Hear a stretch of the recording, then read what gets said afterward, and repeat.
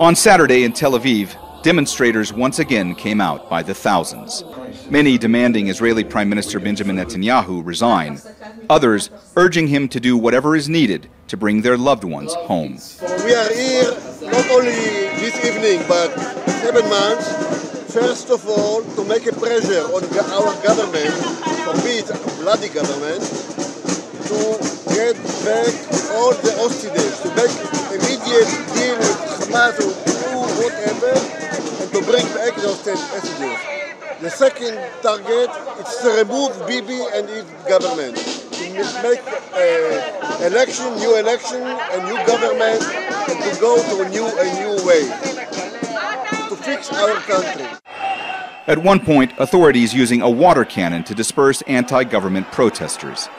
Anger and angst in equal measure, all in the wake of news that the Israeli forces operating in Gaza had recovered the body of another captive, Ron Binyamin. There are 128 abductees still being held in Gaza.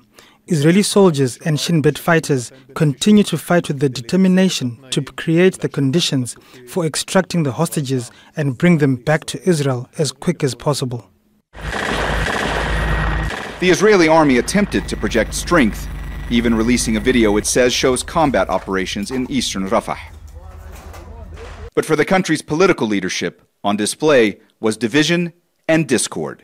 At a news conference, War Cabinet member Benny Gantz threatening to resign from the government if a new 6-point plan for the war in Gaza isn't adopted within weeks. At the fateful crossroads where we are at now, the leadership must see the big picture to identify risks and identify opportunities, formulate an updated national strategy so that we can fight shoulder to shoulder. The War Cabinet must form a 6-point plan by June 8 to bring home our hostages, to eliminate the Hamas regime, and demarcate the Gaza Strip to ensure Israeli security control. Gantz's comments coming just days after Defense Minister Yoav Gallant called on Netanyahu to oppose Israeli military rule in Gaza and to make clear his post-war plans. While the demonstrations continue to gather momentum and while more members of his war cabinet publicly criticize the prime minister, it seems Netanyahu is feeling the most amount of pressure from the far right-wing flank of his coalition. People like National Security Minister Itamar Ben-Gvir and Finance Minister Bezalel Smotrich, who for months have threatened to collapse his government if Netanyahu doesn't commit to going full force into Rafah. Mohammed, Jamjoom, Jazeera, Amman.